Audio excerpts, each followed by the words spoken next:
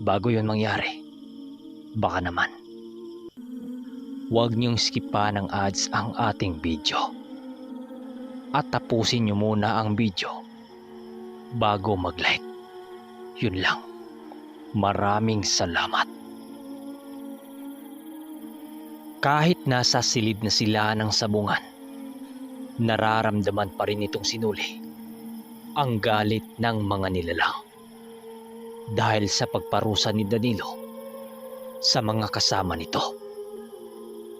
Matapos mangyari yon, napagpasyahan naman nila Nuling manatili na muna sa loob ng sabungan upang pagmasdan ang magaganap na sultada sa mga manok ni Guyo.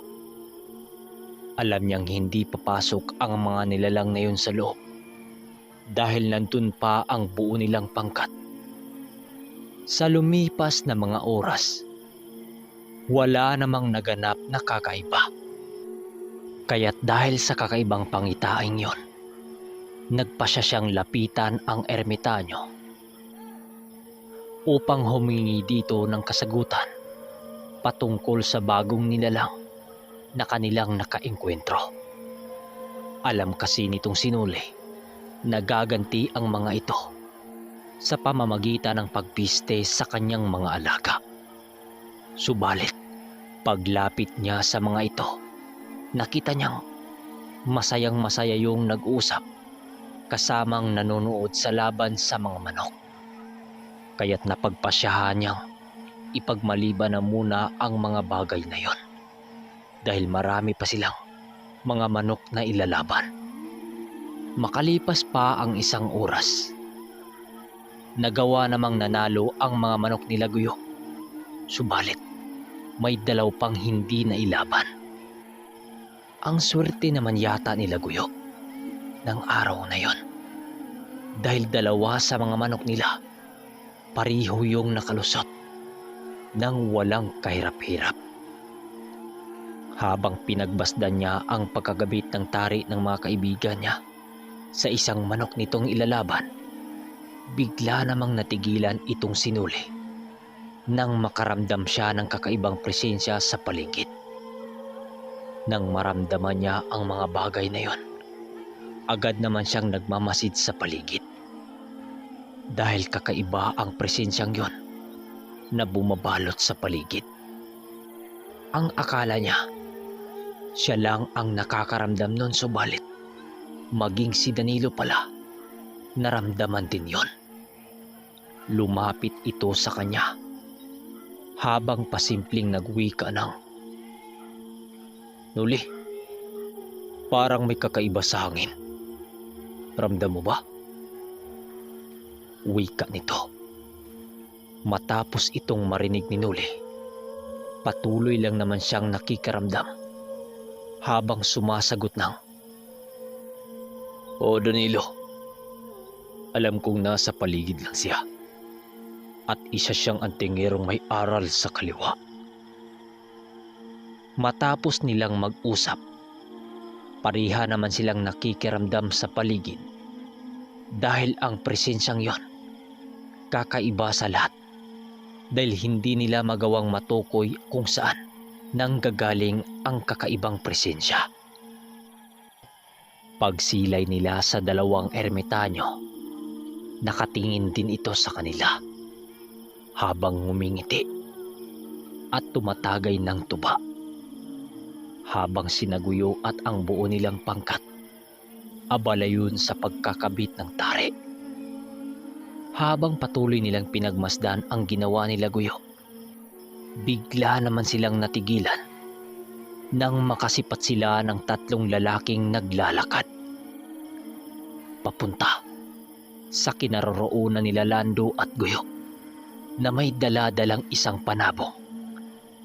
Pero ang nakakuha sa kanilang atensyon dito ay ang kasama nitong nakatalukbong ng maitim na kasuotan.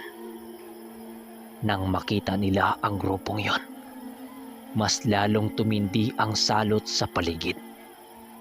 Kaya't ang ginawa nilang 2, nagbaba ng mga presensya sa katawan upang ikubli ang pagkatao nila. Ilang minuto pa ang nakalipas. Doon nila napag-alaman na yun pala ang makakalaban ng mga kaibigan nilang magsasabong din. Kaya't maigi nilang pinagmasdan ang mangyayari kung ano ang gagawin ng mga ito. Matapos mag-usap nila Lando sa pangkat na yon, agad namang tumalikod ang grupong yon at pumasok doon sa ruweda.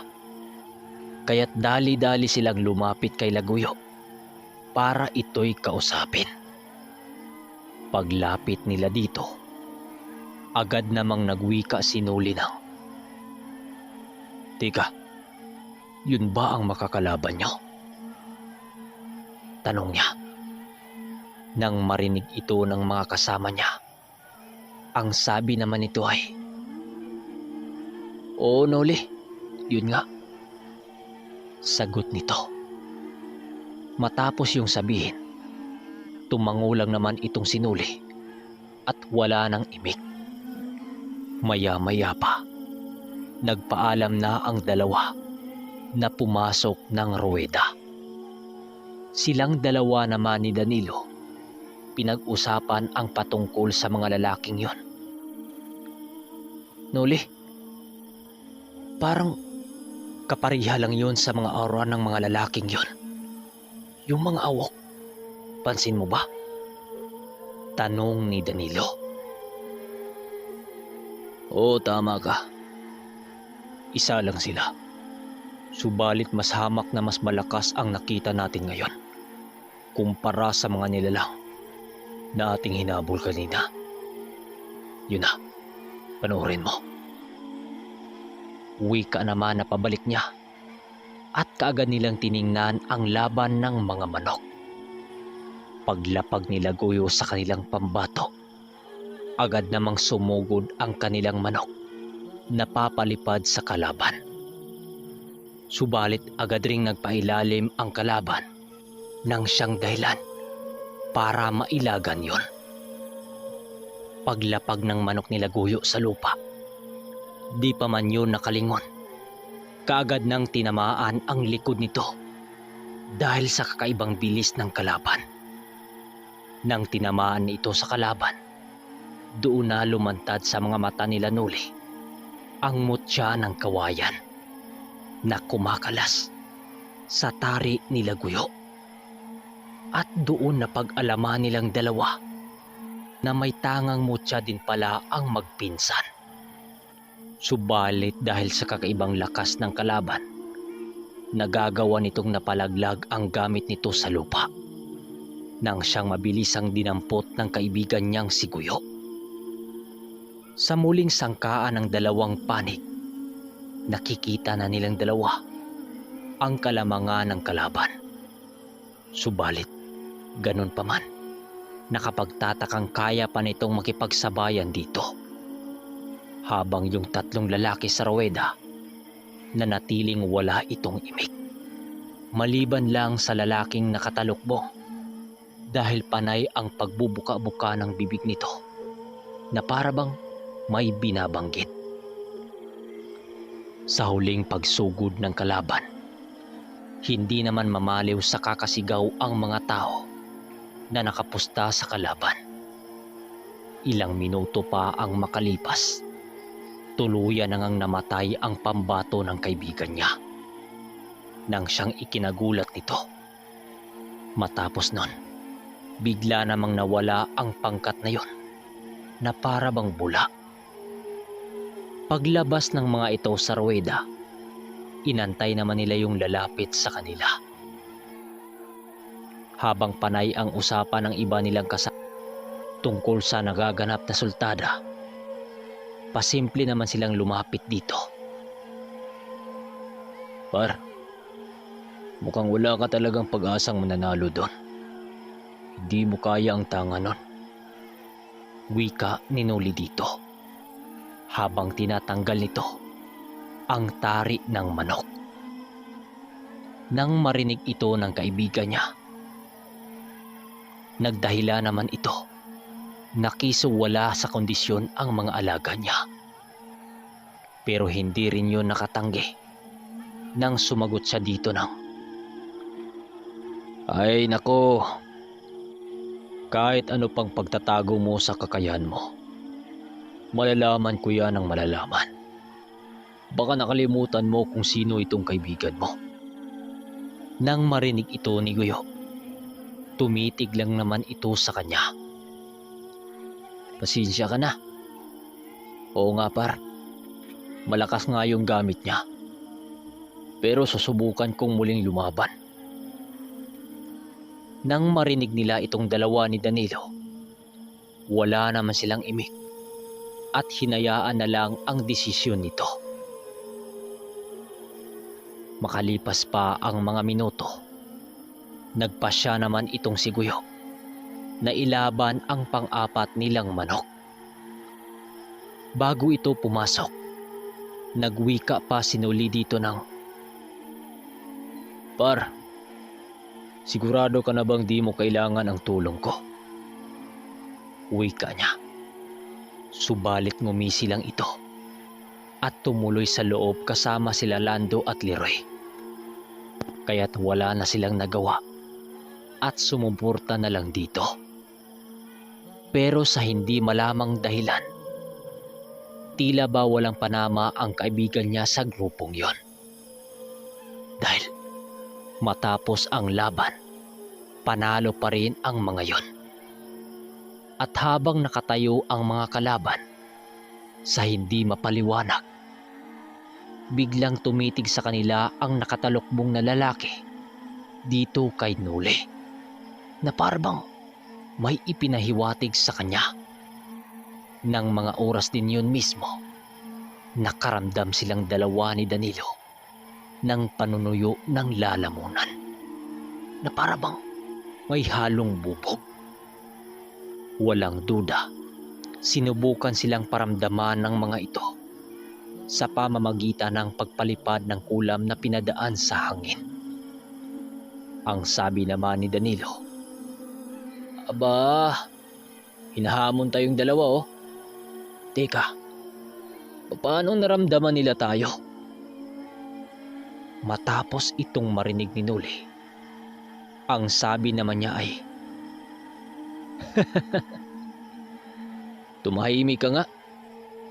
Paano hindi tayo maramdaman?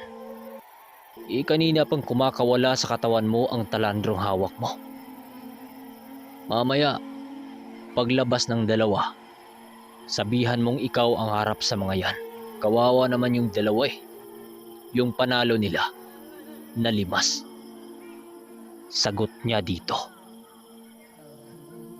"Sige, sabi mo eh." Bulong pa sa kanya. Maya-maya pa, paglapit nilang dalawa di pa man sila makapagsalita, agad na silang hiningian ng tulong nila Lando. "Kuya Danilo, baka naman may itulong ka sa amin. Malabo yatang makakadala tayo ng bihag ngayon." Wika pa nito. Si Danilo naman, agad naman itong sinunod ang mga sinabi ni Noli. At habang nag-uusap ang mga ito, lumapit na muna siya sa dalawang ermitanyo na nag-iinuman. Paglapit niya dito, agad naman siyang inabutan ng baso ng mga ito. "Oye ho, parang tahimik ka yata ngayon ah. Oh, tumagay ka muna." Matapos itong marinig ni Noli, uminom naman siya. Habang iniinom niya ang tuba, sumingit naman dito si Mang Carpio ng, "Ramdam kong may kaharapin na naman kayo ng matinding kasayahan mamaya. Mag-ingat kayo. Baka muli na naman tayong makapasok sa mundo ng mga engkanto." Nang marinig ito ni Noli, bigla naman siyang inubo dahil sa pagkabigla sa sinabi nito. "Ho, wag naman sana Mano, kayo talaga oh."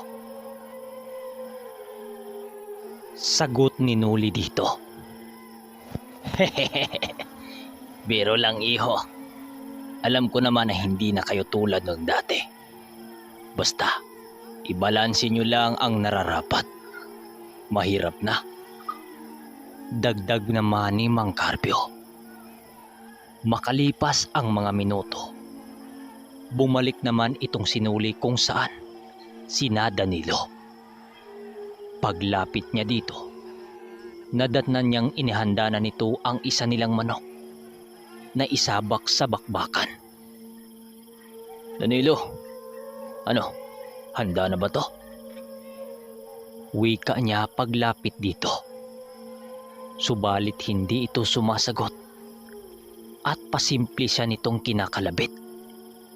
Paglingon niya kung saan nakatingin ang mga kasama niya, nakita niya doon ang dalawang lalaking kasama sa nakatalukbong. Nang magkatitigan sila ni Noli, agara namang tumalikod ang mga ito papalayo. Nahiwagaan talaga ako sa mga taong yun, par. Biruin mo, simula nung nakatapat ko sila, hindi na nakapurma itong mga panlaban ko. Wika nitong si Guyo. Hayaan nyo lang, mamaya makaganti rin kayo. Sagot naman ni Noli rito. Lumipas ang ilang minuto, nagpasya na ngang pumasok si Danilo sa loob.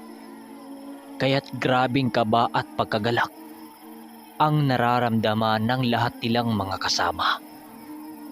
Dahil purong antingero ang maglalaban sa ruweda. Sinuli noon, nagpaiwan lang siya sa labas. Dahil magmamasid siya sa kung anong uring taktika ang meron ang mga kalaban. Habang nakatayo si Danilo at itong si Guyo sa loob, panay naman ang pagdipa ng mga kamay ng sa dalawang lalaking kalaban nila. Habang walang umpay, sa pagsisigaw ang mga taong pumanig dito. Siguro, inaakala ng mga taong nakakilala dito na wala nang makakatalo sa kanilang pinanigang sa bungiro. Habang yung lalaking nakatalukbong, nanatiling nakatayo lang ito at wala talagang imik. Hanggang sa bitawan na ang dalawang manok na parihong may dalang tari. Sa unang sagupaan ng mga manok, halos papyaw lang na palo ang ginawa ng kalaban. Habang yung kay Danilo, nag-aabang lang ito sa maaring hakbang ng katapat nito. Muling sumugod ang manok sa kalaban nang siyang nailagan sa kay Danilo. Sa pagganti ng pambato ni Danilo, hindi naman nailaga ng kalaban, dahilan para tamaan yon. Pero agad din itong nahawakan sa kalabang manok at walang habas na pinagdadampo. Halos magkatanggalan ang mga balahibo nito dahil sa pambihirang lakas ng kalaban. Alam ni Nuling hindi na manok ang nagdadala sa bawat pambatong naglalaban. Pero kahit anong palo ng kalaban, nakapagtatakang walang sino man sa dalawa ang nakitaan ng panghihina. Habang nakatayo si Guyong nakasandal sa bakod, halos namumutla na ito dahil sa tindi ng nerbiyos. Sa muling pagsugod ng kalaban, nakita nilang nakadapa na lang yung kay Danilo.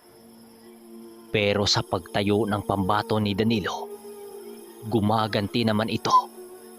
Pero hindi na magawang makatama sa kalaban, na parabang labis na ang pagod ng manok nito. Sa muling pagsugod ng kalaban, tumilapon ang manok ni Danilo doon sa gilid ng ruweda. Ang akala ng mga tao, wala nang magagawa ang panig nila Danilo. Pero sa hindi malamang dahilan, biglang pumapalakpak itong si Danilo habang nakangising nakatingin sa kalaban. Maya-maya pa, naramdaman itong sinuli na nagpapakawala ng mga usal ang kaibigan niya. Matapos itong gawin ni Danilo, dahan-dahang tumayo yung manok niya na parabang nagkaroon ito ng panibagong lakas. Ilang saglit pa, muling sumugod ang kalaban. Subalit hindi pa man ito makalapit, biglang sinalubong sa manok ni Danilo ang nakatunggali nito. Pagtama nito sa kalaban, walang tigil yung nagpapakawala ng nakakamatay na palo. Hanggang sa tamaan ang ulo ng kalaban. Kaya't ayon, patalon-talon ang manok sa lupa.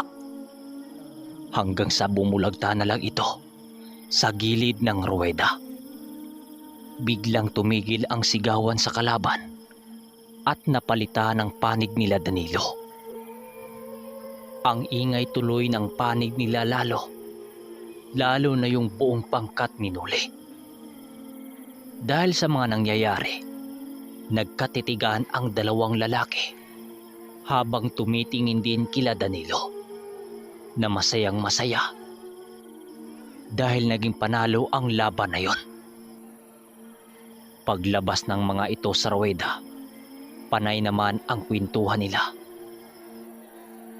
Yung tipikal lang na gawain ng mga sabungerong nagbabarkada na bilang nanalo sa sugal. Paglapit ni Noli rito, napansin niyang puno ng ngiti ang mga pagmumukha ng pangkat niya. Kaibigan, mukhang pinapakabalang kayo nitong si Danilo. O ano ngayon? Masayang masaya kayo? Parang kanina lang ang lungkot-lungkot ng pagmumukha niyo. Wika ni Noli paglapit niya dito. Oo nga Noli, akala nga namin matatalo na tayo. Kita nyo naman kung gaano kalakas yung kalaban. Sagot naman ni Lando. Pero hindi sila umubra dito sa pambato ni Noli. Kung malakas sila, mas malakas yung sa atin. Di ba par? Singit naman nitong si Guyo. Makalipas ang mga minuto, muling nakatanggap ang kanilang grupo ng hamon ng kalaban. Subalit sa pagkakataong yon, alam ni Nuling ang harap sa kaibigan niya ay ang antingerong nakatalukbong. Sa muling pagkakataon, muling tinanggap nila Danilo ang anyaya ng kalaban. Habang nasa loob sila Danilo, maigi namang pinagmasdan ni Nuli ang kalaban nila. Pero laking gulat nitong si Noli nang ituro siya ng lalaking nakatalukbong na para bang siya ang nais nitong hamunin. Maya-maya pa, lumabas si Guyo para siya'y lapitan. Paglabas nito, ang sinabi nito sa kanya ay, "Par, ang sabi nung dalawang lalaki ikaw raw ang magbibitaw sa manok." Matapos marinig ito ni Noli, ang sabi lang naman niya ay bakit. Pero maya-maya lang, agad din niyang naunawaan ang ibig sabihin ng mga yon. Kaya't ang sabi ni Noli, siya ang haharap dito. Dahil matagal na rin naman siyang hindi nagsasabong. Pumayag naman si Danilo dahil gusto rin naman ng mga ito na siya ang haharap doon. Nang malaman ng dalawang ermitanyo na siya ang lalaban, nagsitayuan naman ang mga ito para manood sa laban. Pagpasok ni Noli sa loob ng ruweda, kasama naman niya si Danilo. At sa pagharap niya sa kalabang kaharap din niya, bigla naman siyang natigilan nang magtanggal ito ng kanyang talukbong na nagkubli sa kanyang pagkakilanlan. At doon na pagtanto ni Noli na kasing idaran lang niya ang taong yon. Pero mahaba ang buhok nito na abot hanggang sa kanyang likuran. Nasipat din niya ang mga tato ng lalaki na nakaukit sa kanyang dibdib. Magamat nakatago ito sa kanyang damit, nagliliwanag pa rin ang markang yon. Habang pinagmasdan niya ang mga marka, doon niya napag-alaman na totoo ngang kadugulang ng mga sungaw ang lahing din yon. Pero kahit ganun pa man, nais niyang gulatin ang mga ito. Ilang minuto pa ang makalipas, naghudyat na rin ang sentensyador para bitawan ang mga manok. Kitang-kita niya noon ang paglilisik ng mga mata ng lalaki habang nakatitig sa kanya. Pagbitaw nila sa mga manok, agad-agad nagpapakawala ng atake ang kalaban. Halos hindi noon makaporma ang pambato niya dahil sa sunod-sunod na atake nito. Kaya't doon niya napag-isip-isip na kailangan niyang tawagin ang mga anino ng bubuyog.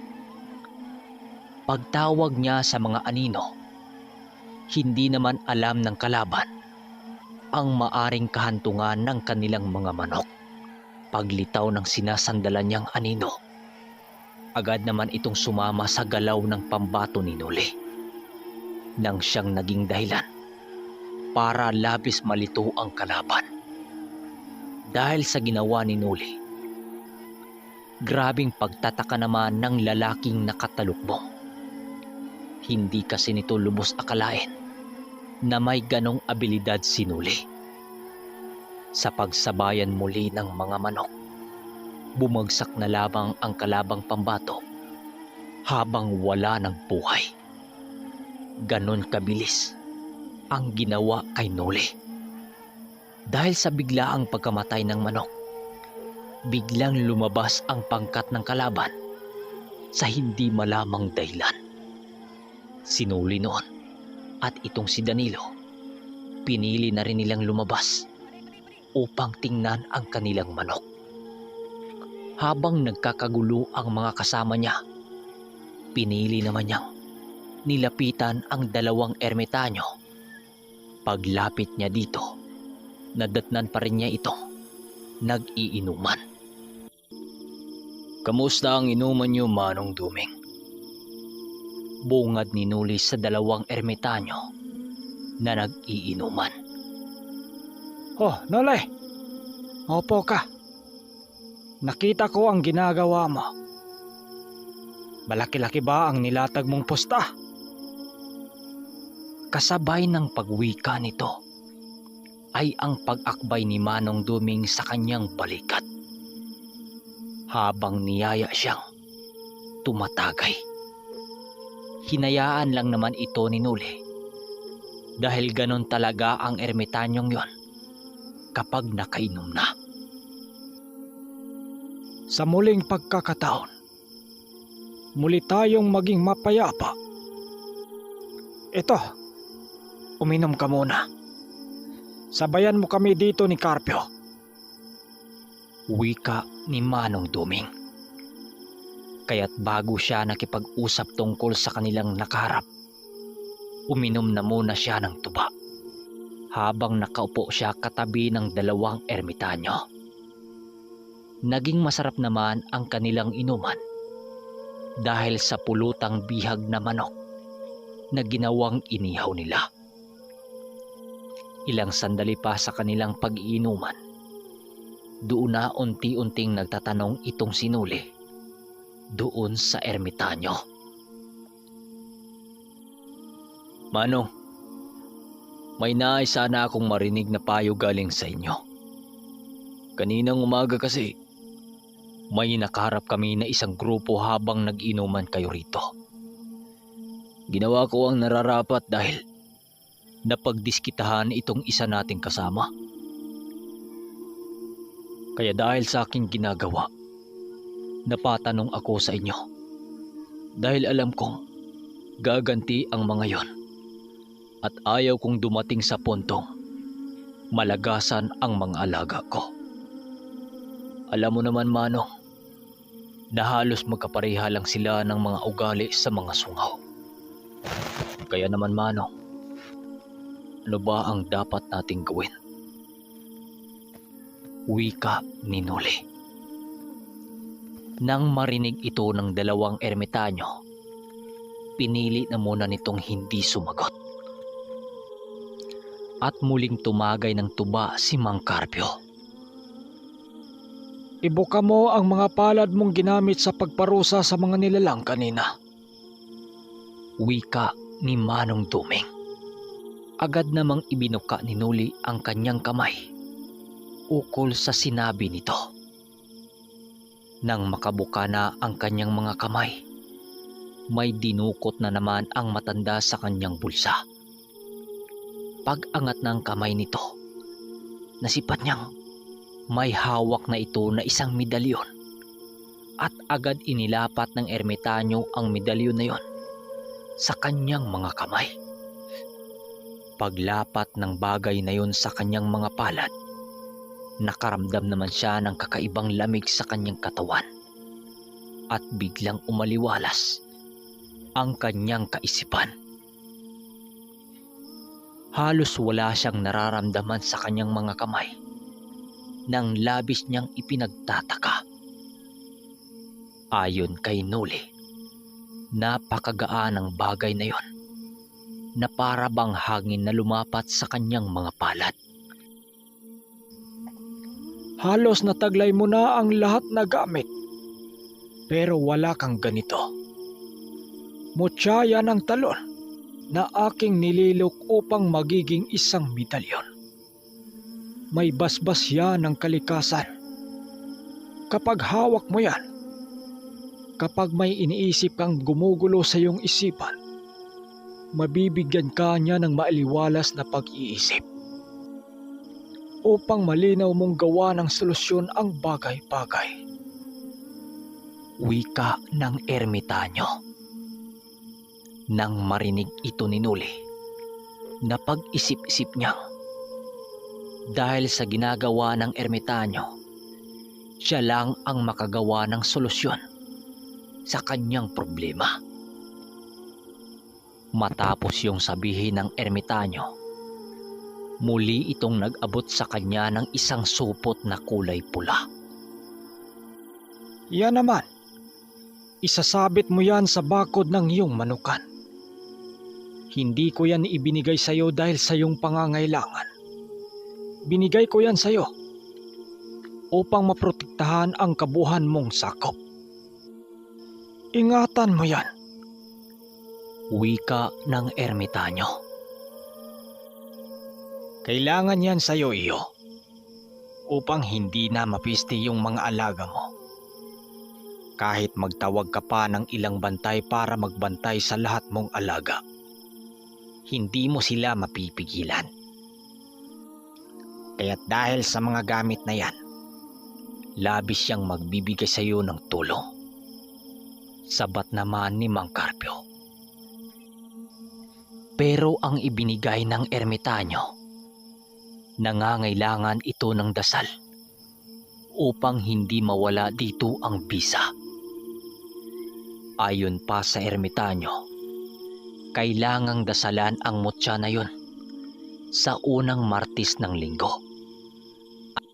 Sa susunod na dasal para sa gamit na yon ay sa araw ng Biyernes at uulitin ito sa susunod na mga linggo.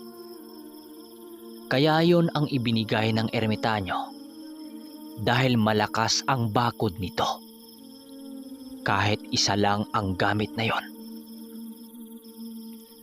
makakaya nitong protektahan ang mga bagay sa taong nangangalaga sa kanya upang walang mapahamak. Swerte daw ang gamit na yon lalo na't nagsisimula na siya sa kanyang mumunting negosyo. Dahil ang nagbasbas ng gamit na yon ay isang engkantadang bato. Tama kayo nang narinig.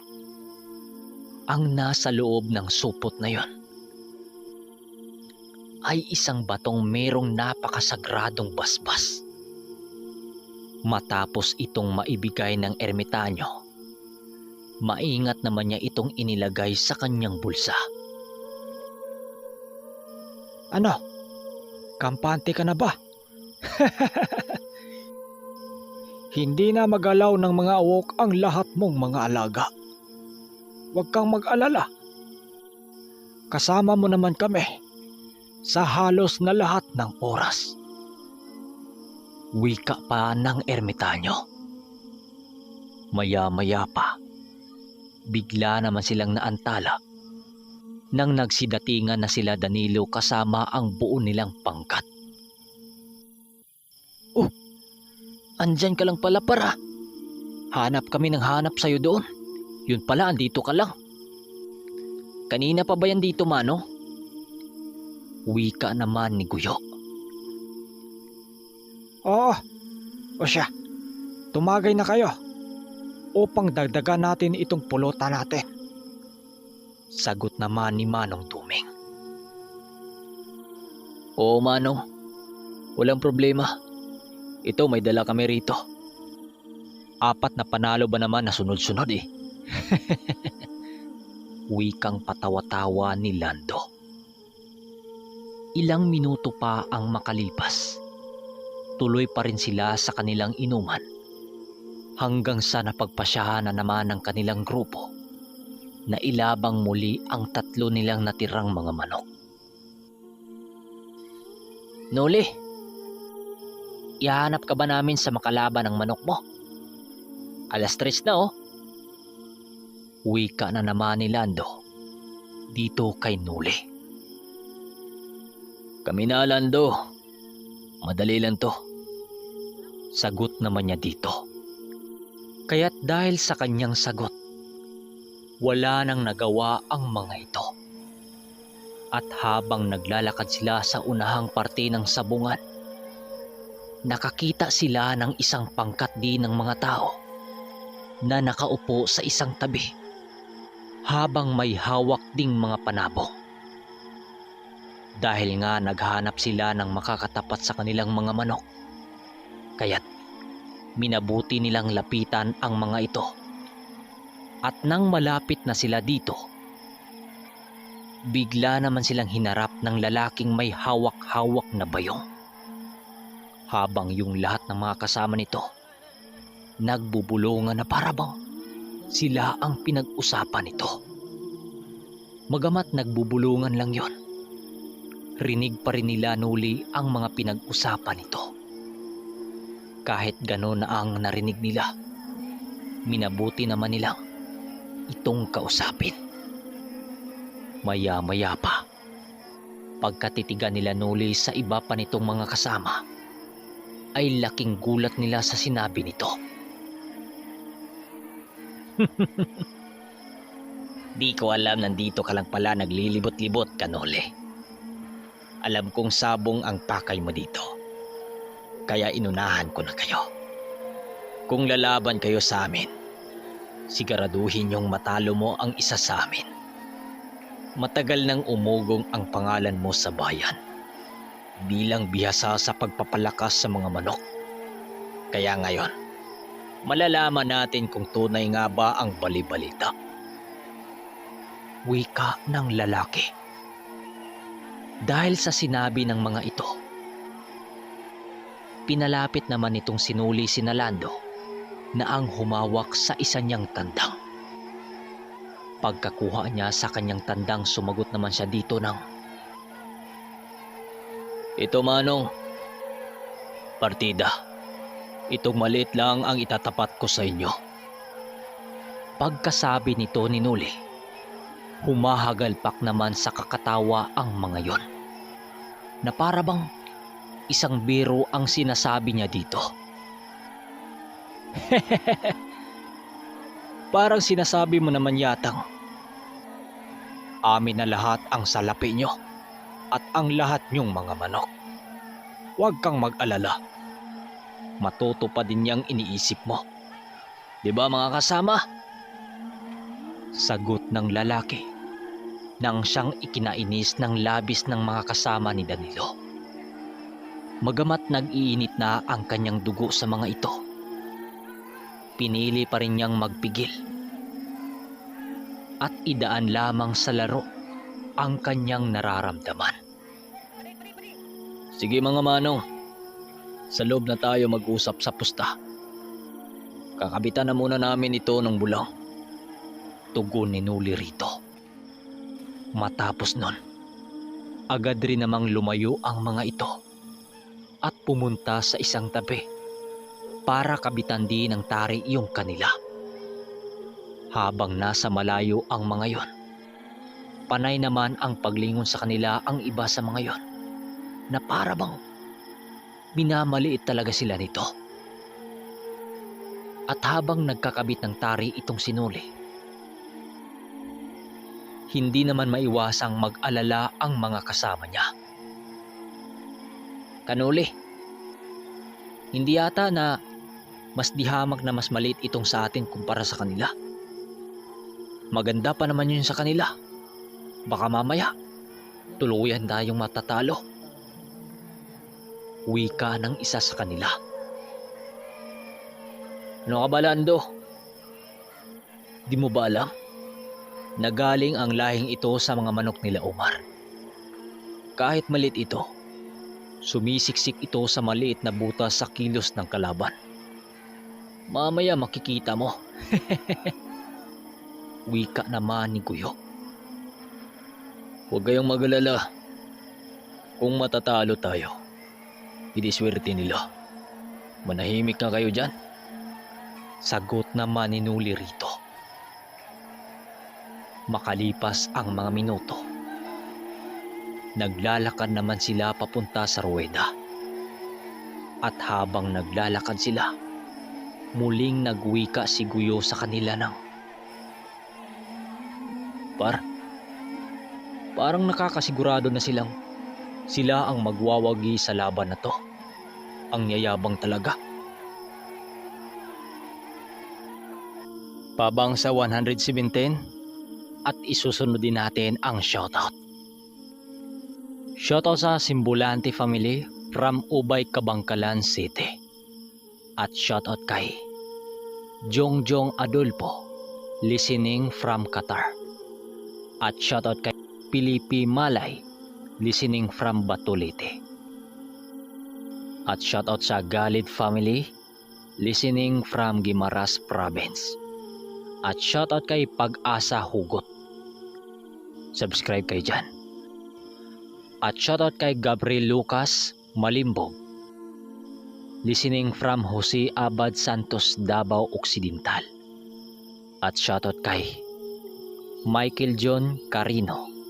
At shoutout kay Dixon Rotone. At shoutout kay Kamotis Vlog. At shoutout kay Makmak listening from Belvedere, Cavite.